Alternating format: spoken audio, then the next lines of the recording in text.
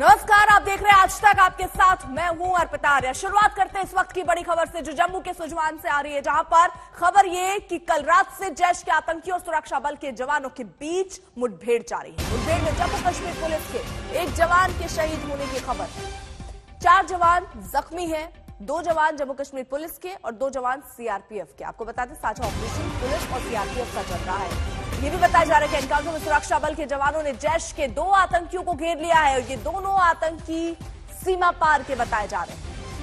Encounter की अहमियत आप जरा इसी बात से समझिए कि 2 दिन बाद ही प्रधानमंत्री नरेंद्र मोदी जम्मू के सांबा जाने वाले हैं। उससे पहले ये जानकारी आतंकियों के मूवमेंट की मिली और उसके बाद पूरे इलाके को घेरा गया, सर्च ऑपरेशन चला। जानकारी ये कि जैश के 2 आतंकी इलाके में मौजूद हैं और इसलिए पूरे इलाके को घेर कर कल रात से ही मुठभेड़ चल रही है। अभी भी आपको बता दें ये मुठभेड़ चल रही है, लेकिन जो जानकारी वो ये कि हमारा एक जवान इसमें शहीद हुआ, 4 घायल हैं, अस्पताल में वो भर्ती हैं। इसलिए सुरक्षा बल बहुत ही फूक के कदम आगे बढ़ा रही है, कोई और कैजुअलिटी सुरक्षा बलों में ना हो वहां, इस लिहाज से अब धीरे धीरे मुठभेड़ को अंजाम दिया जा रहा है। पूरी मुस्तैदी और तैनाती के साथ आतंकियों को ढेर करने की यहां योजना है। तो एक एक आतंकी चुन चुन कर ढेर किया जा रहा है। जहां जैसे जानकारी मिल रही है कि आतंकी इलाके में हो सकता है, पूरे इलाके को घेर लिया जाता है। सर्च ऑपरेशन आप समझिए कल रात से ही चल रहा है। अभी भी मुठभेड़ जो है वो चल रही है। 2 आतंकियों की जैसे ही जानकारी मिली तो उस मुठभेड़ की शुरुआत हुई और अभी भी ये मुठभेड़ चलती हुई। प्रधानमंत्री नरेंद्र मोदी के जम्मू कश्मीर दौरे से ठीक पहले जम्मू शहर के सुंजवा इलाके में एक मुठभेड़ शुरू हो चुकी है। इस समय मैं मौजूद हूं बिल्कुल सुंजवा इलाके प्रवेश द्वार के पास। यहां पर आप देख सकते हैं कि जम्मू कश्मीर पुलिस के जो पुलिसकर्मी हैं यहां पर तैनात हैं और जो अभी ताजा जानकारी आई है उसके अनुसार 5 जो कॉप्स हैं, यानी कि जो 5 पुलिस वाले हैं वो जख्मी हो चुके हैं, उनको अस्पताल ले जाया गया है। और जो जानकारी हमें मिली है कि 2 से 3 आतंकवादी इस इलाके में छिपे हो सकते हैं। फिलहाल लगातार यहाँ पर एनकाउंटर जारी है और प्रयास यही है सुरक्षा बलों का कि जल्द से जल्द आतंकवादियों को ढेर कर दिया जाए। 2018 में भी सुंजवा में एक मुठभेड़ हुई थी और आतंकवादियों ने हमला किया था सुंजवा मिलिट्री स्टेशन पर, क्योंकि सुंजवा में एक सेना का एक अहम सैन्य ठिकाना है, तो इसको लेकर ये काफी संवेदनशील इलाका है। पहले भी यहाँ पर आतंकी हमला हो चुका है, लेकिन जम्मू कश्मीर पुलिस को सूचना समय रहते मिल गई कि यहाँ पर आतंकवादी छिपे हैं और तुरंत उन्होंने कार्रवाई की और तड़के ही वहां पर सुरक्षा बल भेजे गए, चाहे वो जम्मू कश्मीर पुलिस का स्पेशल ऑपरेशंस ग्रुप हो या सीआरपीएफ के जवान हो। इस समय भी एनकाउंटर जारी है। वीडियो जर्नलिस्ट नीरज कुमार के साथ मैं सुनील भट्ट, सुंजवा, जम्मू, आज तक।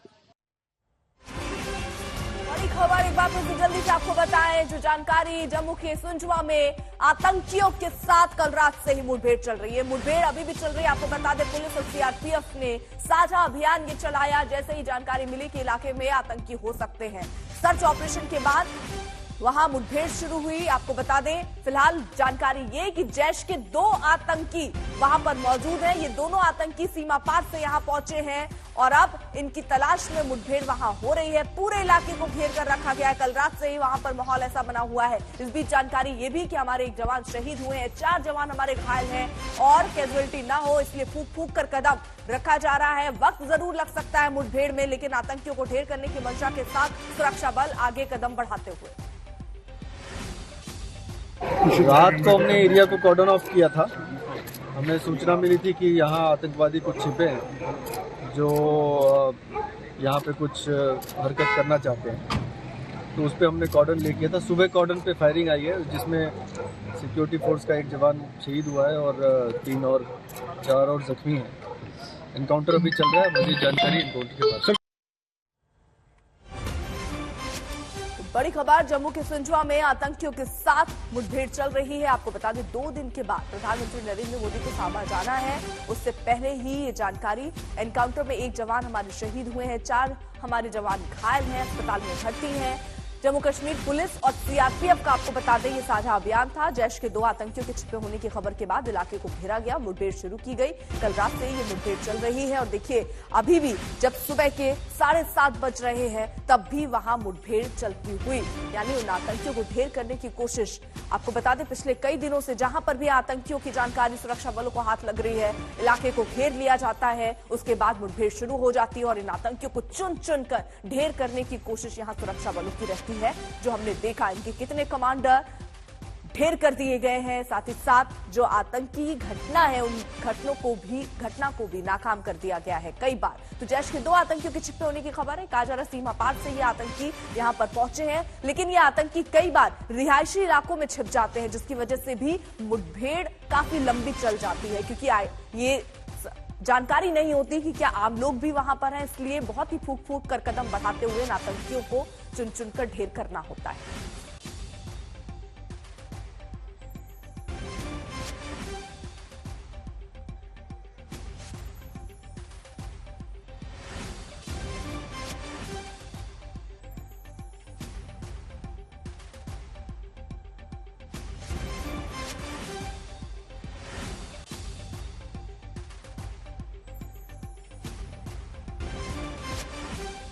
तो कुल मिलाकर देखिए यहां पर मुठभेड़ चल रही है और वो मुठभेड़ जल्द से जल्द खत्म करने की सुरक्षा बल की कोशिश है आतंकियों को ढेर करने के बाद। अब बढ़ रहे आगे, बात रूस और यूक्रेन की कर लेते हैं, जहां पर युद्ध की स्थितियां दिन ब दिन और बदतर होती जा रही हैं। मारियोपोल पर कब्जे की बात अब रूस कर रहा है एक बार फिर से, क्योंकि वहां पर एक जिस तरीके की लड़ाई छिड़ी आमने सामने की और उसके बाद अब रूस ने वापस से वहां कब्जा जमा लिया है। व्लादिमीर पुतिन 9 मई तक हर हाल में यूक्रेन को जीतना चाहते हैं। 9 मई को रूस दूसरे विश्व युद्ध की जीत का जश्न मनाता है और इसलिए पुतिन इस मौके पर यूक्रेन की जीत का ऐलान करना चाहते हैं। अपने इस मिशन के लिए रूस ने आज दुनिया की सबसे खतरनाक मिसाइल का परीक्षण किया और जिसका नाम है सरमत। जी हां, सरमत एक इंटरकॉन्टिनेंटल बैलिस्टिक मिसाइल है और इसका जो वजन है वो 208 टन है, 114 फीट इसकी लंबाई है। सबसे बड़ी बात यह कि इस मिसाइल में 15 परमाणु बम लगाए जा सकते हैं और इसकी रेंज जो है वो 18,000 किलोमीटर है, वहीं स्पीड 16,000 मील प्रति घंटे है। एक समृद्ध मिसाइल जापान में गिरे परमाणु बम से 1000 गुना ज्यादा शक्तिशाली है। यह मिसाइल इतनी शक्तिशाली है कि एक मिसाइल से ब्रिटेन जैसे देश को तबाह किया जा सकता है। मिसाइल उड़ने के बाद वॉरहेड कैप्सूल फ्यूल टैंक से अलग होता है। वॉरहेड का कवर टूटते ही यह मिसाइल टारगेट पर केंद्रित हो जाता है और 15 परमाणु बम अपने लक्ष्य को भेद सकते हैं। तो पुतिन का ये विश्व विनाशक हथियार अमेरिका और नाटो को सख्त संदेश है कि वो रूस को कमजोर ना समझे, वरना इसका अंजाम बहुत बुरा हो सकता है। रूस ने कहा है कि यूक्रेन को बाहर से मिलने वाले हथियारों की खेप को निशाना बनाया जाएगा। रूस के विदेश मंत्रालय ने यह ऐलान किया कि नाटो और अमेरिका से मिलने वाले जो हथियारों की खेप है उनको निशाना बनाया जाएगा, यानी संकेत साफ है। पहले भी पुतिन ने जब युद्ध की शुरुआत हुई थी क्लियर कर दिया था कि अगर कोई भी मदद में सीधे तौर पर उतरता है तो परिणाम बहुत बुरे हो सकते हैं। जिस तरीके की मदद यूक्रेन को मिल रही है उसको लेकर भी पुतिन चेता रहे हैं कि इन पर ही कार्रवाई होगी। अब इस मिसाइल परीक्षण के बाद रूस ने अपने तेवर एक बार फिर से कड़े कर दिए हैं। जो दर्शक अभी हमारे साथ जुड़े हैं उन्हें हम ये जरा बता दें कि रूस ने यूक्रेन को नाटो और अमेरिका से मिलने वाले हथियारों को निशाना बनाने का ऐलान कर दिया है, यानी साफ साफ चेता दिया है कि यूक्रेन की मदद अगर की जा रही है तो परिणाम भुगतना पड़ेगा। जो हथियार उनको दिए जा रहे हैं उन पर निशाना लगाया जाएगा। रूस के विदेश मंत्रालय ने कहा कि उसे यूक्रेन की सीमा में आने वाले हथियारों की खेप को निशाना बनाने का हक है। अगर रूस ने अमेरिका और नाटो की मदद को निशाना बनाया तो फिर इससे जंग बहुत खतरनाक मोड़ पर आ सकता है। इस बीच बड़ी खबर, यूक्रेन पर रूस के भीषण हमले जारी हैं। लगातार हमले हो रहे हैं। खार्किव में रूसी सेना ने मिसाइल दागी और ये सिलसिला हर रोज का हो गया है। वहां एयर सायरन बजना अब आम हो गया है। हमले में एक प्लांट में ये बताया जा रहा धमाका हुआ, 2 लोगों की मौत की खबर इस वक्त सामने आ रही है। खार्किव में भी देखिए जिस तरीके की जंग चल रही है, मिसाइलें दागी जा रही हैं, यूक्रेन पर रूस के भीषण हमले जारी हैं। लेकिन अभी सवाल देखिए अब यही कि आखिरकार यूक्रेन इतने दिनों तक सरवाइव कैसे कर पाया। ऐसे में पुतिन भी ये समझ रहे हैं कि नाटो देश या पश्चिमी देशों की जो मदद उसको मिलती रही है हथियारों के माध्यम से, उससे ये जंग लंबी खिंची है। लेकिन पुतिन की मंशा शायद यही है कि जल्द से जल्द इसे समाप्त किया जाए और कब्जा जो उसकी रणनीति के तहत जहां जहां करना है वहां कर लिया जाए। इसलिए बार बार पुतिन चेता रहे हैं।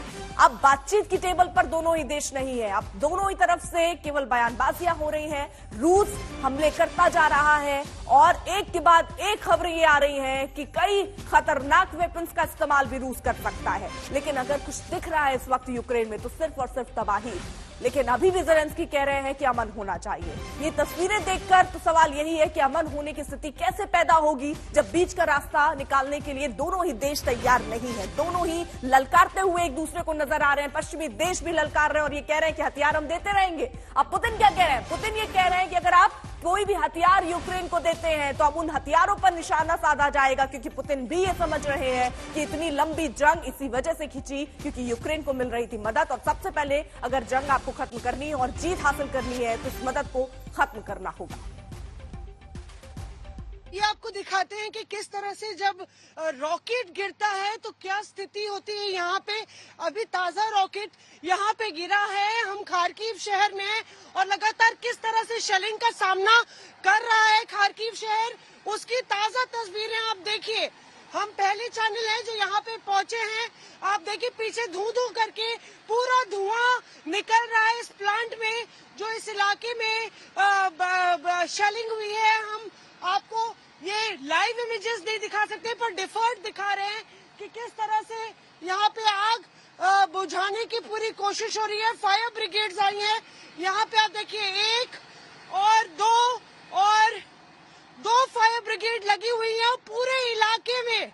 वहां तक आप देखिए एक एम्बुलेंस भी आई है, 2 लोगों की मौत हो गई है इसमें और पूरा अंदर तक ये पाइप जो है जाके ये एक प्लांट है जहाँ पे ये मिसाइल गिरी जिसके चलते धू धू करके पूरा प्लांट जो है वो जलने लगा। आप पीछे देखिए तो ये आप देखिए कि किस तरह से फायर फाइटर्स मौके पर पहुंच के लगातार हजारों कॉल्स रोज आती हैं इनको, अभी ये लोग अपना काम कर रहे हैं। रोज पूरा कपड़े जो है आप देखिए पानी से लथपथ है और जिस तरह से जो सिचुएशन है लगातार यहाँ पे मिसाइलें गिर रही हैं। रोज बताया जा रहा है लगभग एक दिन में दर्जनों बिल्डिंगों को निशाना बनाया जा रहा है और जो सड़क पर स्थिति है, जो बर्बादी का मंजर है वो हम आपको दिखाएंगे। यहाँ से लेके लगभग 500 मीटर तक लगातार जो है मिसाइल्स गिरी और बिल्कुल ताजा तस्वीरें आपके टेलीविजन स्क्रीन पर हम आपको दिखा रहे हैं। तो मिसाइल अभी दागी जा रही है और देखिए रूस ने भी ताजा दावा एक बार फिर से, क्योंकि देखिए मारियोपोल में आमने सामने की जंग थी, वहां रूस ने पहले कब्जा किया, यूक्रेन ने उसे वापस हासिल करने के लिए जंग लड़ी। उसके बाद अब रूस दावा कर रहा है कि मारियोपोल में उसने वापस से कब्जा कर लिया और अगर ऐसा है तो डोनबास से क्रीमिया तक अब उसका कब्जा हो जाएगा।